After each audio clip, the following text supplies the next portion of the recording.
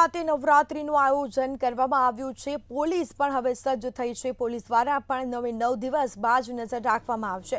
Police પરિવાર માટે નવરાત્રીનું પણ આયોજન કરવામાં આવ્યું છે। પોલીસ અને સિંધુ વેલફેર દ્વારા આયોજન કરવામાં આવ્યું છે, જેમાં પોલીસ વડા, ધારાસભ્ય સહિતના ગરબે ઝૂમ્યા। એક દિવસીય ગરબાનું આયોજન કરવામાં આવ્યું હતું। પોલીસ પરિવાર સાથે બોલાવી ગરબાની રમઝટ બોલાવી હતી। તો નવરાત્રીનો મહાપર્વ શરૂ થયો છે, જેમાં પોલીસ પરિવાર માટે નવરાત્રીનું ખાસ આયોજન કરવામાં આવ્યું હતું। પોલીસ વડા, ધારાસભ્ય સહિતના લોકો ગરબે ઝૂમ્યા હતા। એક દિવસીય ગરબાનું આયોજન કરવામાં આવ્યું હતું, જેમાં પોલીસ પરિવાર સાથે બોલાવી અને ગરબાની રમઝટ બોલાવી હતી। તો પોલીસ જવાનો અને પરિવાર રાસ ગરબાની રમઝટ બોલાવી હતી, જેમાં પોલીસ વડા અને સિંધુ વેલફેર દ્વારા આયોજન કરવામાં આવ્યું હતું ગરબાનું।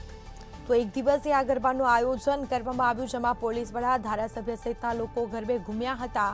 પોલીસ પરિવાર સાથે બોલાવી અને ગરબાની રમઝટ બોલાવી હતી।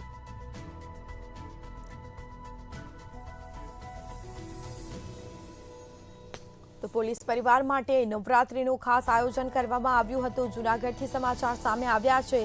જૂનાગઢ ખાતે નવરાત્રીનું આયોજન કરવામાં આવ્યું હતું, જેમાં પોલીસ પરિવાર માટે ખાસ નવરાત્રીનું આયોજન કરવામાં આવ્યું હતું। તો પોલીસ વડા તેમજ ધારાસભ્ય સહિતના લોકો ગરબે ઘૂમ્યા હતા। એક દિવસીય ગરબાનું આયોજન કરવામાં આવ્યું હતું।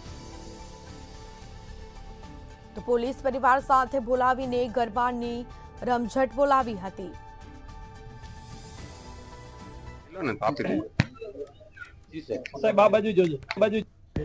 આજે અહીંયા સિંધુ સહયોગથી જૂનાગઢ પોલીસ દ્વારા નવરાત્રીનું આયોજન કરવામાં આવ્યું છે। આ નવરાત્રીનો હેતુ એવો છે કે આવતીકાલથી નવરાત્રીનો પ્રારંભ થઈ રહ્યો છે, ત્યારે પોલીસ જે કર્મચારી અને અધિકારીશ્રીઓ છે એ આ નવરાત્રીનો લાભ લઈ શકતા નથી। તો આજે એમના પરિવાર અને બાળકો સાથે આ નવરાત્રી લઈ શકે એ માટેનું આયોજન છે। સાથે સાથે આ જિલ્લાના પત્રકાર મિત્રો, સરકારી તમામ વિભાગના અધિકારીશ્રીઓ અને અન્ય જે લોકો છે એ હોસ્પિટલથી માંડીને એમને અહીંયા જોડાવાનું આમંત્રણ આપ્યું છે, એટલા માટે કે આવતીકાલથી બાકીના લોકો છે એ અન્ય પોતાના કામગીરીમાં અને નવરાત્રીમાં રોકાયેલા હોય, તો આજે એક દિવસ માટે આ તમામ જે છે પોલીસ પરિવારની સાથે આ નવરાત્રી માણી શકે એનું આયોજન સિંધુ ફાઉન્ડેશનના સહયોગથી, એમની મદદથી આજે એમનું આવતીકાલથી જે આયોજન છે એમના જ આયોજનમાં આજે આ સેટઅપ ગોઠવેલું છે। તો પોલીસ પરિવાર સાથે જે